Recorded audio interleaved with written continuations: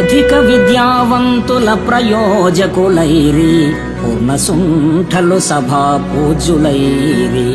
సత్యవంతుల మాట జన విరోధం బాయే, వదరుబోతుల మాట వాసికెక్కే. ధర్మవాదన పరుల్ దారిద్ర్యముందిరి, పరమలోభులు ధన ప్రాప్తులైరి. పుణ్యవంతులు రోగభూత పీడితులైరి, దుష్ట మానవులు వర్ధిష్ణులైరి. పక్షివాహనమా వంటి భిక్షుకులకు శక్తి లేదాయ, ఇక నీవే చాటు మాకు. భూషణ వికాస శ్రీధర్మపుర నివాస, దుష్ట సంహార నరసింహ దురిత దూర.